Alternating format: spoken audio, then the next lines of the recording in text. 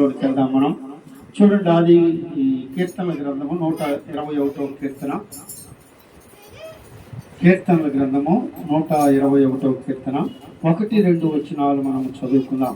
ఇది మనందరికీ తెలిసినటువంటి వాక్యమే. మనం కొండల తట్టు నా కన్నులెత్తుచున్నాను, నాకు సహాయము ఎక్కడి నుండి వచ్చును? యెహోవా వలననే నాకు సహాయము. దేవునికి మహిమ కలుగును గాక. మొట్టమొదటిగా ఒక వ్యక్తి సహాయం కొరకు ఎటువైపు చూశాడంట? కొండల వైపు చూశాడు. అయితే అతనికి ఏ విధమైన సహాయము కలగలేదు. తన యొక్క పొరపాటును అతను గమనించి గ్రహించి వాటి వైపు నేను చూడటం వల్ల నాకు ఏ విధమైన మేలు కానీ సహాయం కానీ కలగదు అని చెప్పి అతడు దేవుని సన్నిధిలో ప్రార్థించటము, తన అవసరతను, తనకున్నటువంటి సమస్యను, తనకు కావాల్సిన వాటిని దేవుని దగ్గర మోకరించి ప్రార్థన చేశాడు. అలా చేసినప్పుడు రిప్లై వచ్చింది. వెంటనే దానికి సమాధానం ఇచ్చాడనమాట. ఏమనంటే, నాకు యెహోవా వలననే సహాయము అని చెప్పి. చాలా జాగ్రత్తగా గమనించండి.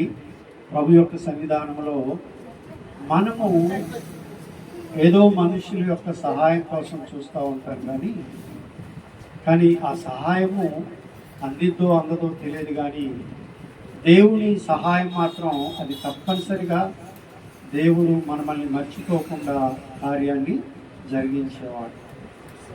మానవుని యొక్క జీవితంలో దేవుని యొక్క ఆలోచన ఏంటంటే, మానవునికున్న ప్రతి పరిస్థితిలో దేవుడు సహాయం చేయాలనే ఆలోచన. దేవుడు అతనికి ఏ సహాయం చేయకుండా వదిలిపెట్టడు. మొట్టమొదటిగా దేవుడు మానవునికి సహాయం చేయటం కొరకు ఆయన సృష్టిని సృష్టించాడు.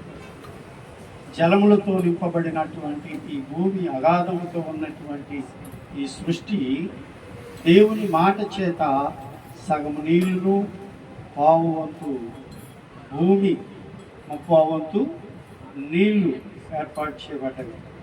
వాటిలోనే మనుషునికి కావలసిన వాటిని ముందుగానే సృష్టించి 6వ దినాన మనుషులు చేశాడు. ఇవన్నీ మనుషునికి సహాయం. కాబట్టి ఆయన సముద్రాన్ని, నదులను, మరలా అందులో చేపల్ని, మరలా మనుషులు తిని ఆరోగ్యంగా ఉండటానికి ఆకుకూరలను, పండ్ల చెట్లను, అలా అన్నిటినీ కూడా దేవుడు మనిషికి సహాయం కొరకు ఇవన్నీ దేవుడు చేసినవి. మనం చాలా జాగ్రత్తగా గమనించాలి. ఇవన్నీ దేవుడు చేసినవి.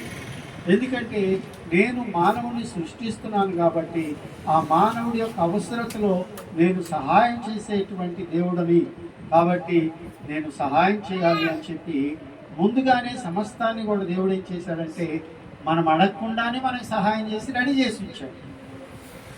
రెడీమేడ్ ఫుడ్ లాగా రెడీ చేసి ఉంచేశాడు. మానవుని చేశాడు. ఇప్పుడు యెహోవా వల్లనే మనకి సహాయం అంటున్నప్పుడు దేవుడు కూడా మనకు ఒక సహాయం కావాలని చెప్పి ఆయన ప్రతి అవసరతలో సహాయం చేస్తూ ఉన్నాడు.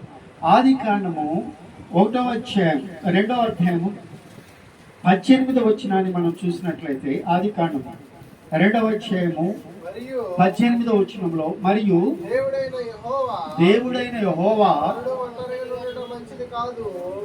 చాలా జాగ్రత్తగా గమనించాలి. మొట్టమొదటిగా పురుషుని చేశాడు. ఆధారం బైబిల్ ఆధారం ప్రకారం ఈ మానవుడు దేవుని చేత సృష్టించబడినటువంటి వాడు. మన్నైనది దేవుడు ఒక బొమ్మగా చేసి దానిలో జీవవాయువు ఊదగా నరుడు జీవాత్మాయను. ఈ నరుడు దేవునితో సహవాసం చేసేవాడు. దేవుని పోలిక చొప్పున సృష్టించబడినటువంటి వాడు.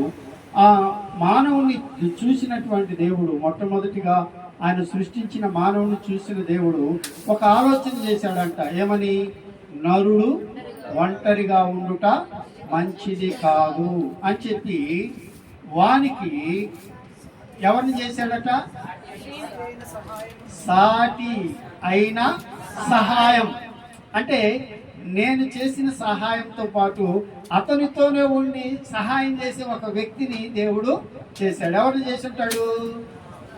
ఆ? ఒక స్త్రీని చేశాడు, మనందరికీ తెలిసినటువంటిది. అందుకే ప్రతి ఒక్క పురుషుడు కానీ ప్రతి ఒక్క స్త్రీ కానీ వారు ఒంటరిగా ఎవరు ఉండరండి. తప్పనిసరిగా ఎదిగొచ్చిన తర్వాత, వయసు వచ్చిన తర్వాత వారికి వివాహం అనేది జతపరచబడుతుంది. తల్లిదండ్రులు ఎప్పుడు అల్లాపాలుగా, తల్లిదండ్రులు ఎప్పుడు సహాయకారులుగా, తల్లిదండ్రులు ఎప్పుడు భుజానేసుకొని తిరిగేటువంటి వారిగా ఉండరు.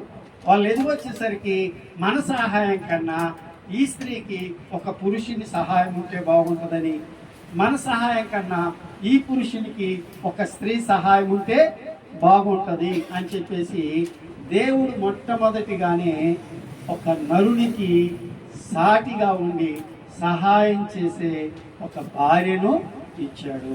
ప్రైజ్ లార్డ్, హల్లెలూయా. నేను అడిగాడండి, ఇతను అడగలేదు, అయ్యా నాకు ఆ మంచి మంచి పండ్లు దినాల చెట్లు మొలిపించని అడగలేదు. ఎందుకంటే ముందు మానవుడు సృష్టించబడలేదు కదా. మానవుడికి ఏది అవసరమో దానిని దేవుడు ముందుగానే సమస్తాన్ని సృష్టించాడు. నీళ్ళు ఎక్కడి నుంచి వస్తాయండి? భూమిలో నుండి వస్తాయి. గ్యాస్ ఎక్కడి నుంచి వస్తుందండి? భూమిలో నుంచి వస్తుంది. పెట్రోల్ ఎక్కడ వస్తుందండి? భూమిలోనే వస్తుంది. బంగారం ఎక్కడి నుంచి వస్తుందండి? భూమిలో నుండి వస్తుంది. బొగ్గు ఎక్కడి నుంచి వస్తుందండి? భూమిలో నుండి వస్తుంది. ప్రతిదీ మనకి సహాయంగా, ప్రతిదీ ఏది కొదువు లేకుండా ముందుగానే దేవుడు మనం అడగకుండానే మనకు సహాయంగా ఏర్పాటు చేశాడండి. అడగకుండానే సాటి అయిన సహకారిని దేవుడు ఇచ్చాడు. ప్రైజ్ లార్డ్, హల్లెలూయా. ఇప్పుడు ఆదాముకు ఇవ్వబడింది ఒక సహకారిని. అమ్మ చాలా జాగ్రత్తగా గమనించాలి. ఎందుకు ఒక పురుషునికి భార్య ఇవ్వబడిందంటే తనకి సహాయం చేసే వ్యక్తిగా ఉండటానికి. ఏం చేసే వ్యక్తి ఉండటానికి? సహాయం చేసే వ్యక్తిగా ఉండటానికి. బైబిల్ మనం చాలా జాగ్రత్తగా గమనించినట్లయితే దేవుని సహాయం చాలా అద్భుతమండి. దేవుడిచ్చిన సహవాసం చాలా అద్భుతమండి. దేవుడు ఒకరికి ఒకరు సహకరించుకొని, ఒకరిని ఒకరు ఆదరించుకొని, ఒకరిని ఒకరు ప్రేమ కలిగి, ఏ లోటుపాటు లేకుండా, ఏ విధమైన సమస్య లేకుండా కొనసాగాలనేటువంటి ఒక మంచి ఉద్దేశంతో దేవుడు సాటి అయిన సహకారిని ఇచ్చాడు. అయితే ఇప్పుడు ఇక్కడ పురుషులు కొంతమంది ఉన్నారు, స్త్రీలు అంటే యజమానులు ఉన్న స్త్రీలు కూడా కొంతమంది ఉన్నారు. మరి మీ ఇద్దరి సహాయము సహకారం ఎలా ఉంటుందో, ఏ విధమైన సహాయ సహకారాలు మీరు కలిగి ఉంటున్నారో. ఇప్పుడు లోకంలో మనం చూస్తూ ఉన్నాం చాలా సహాయ సహకారాలు. అవి చాలా దారుణంగాను, అపాయకరంగాను, కీడు కలిగించేటువంటివిగా కనపడుతుంది.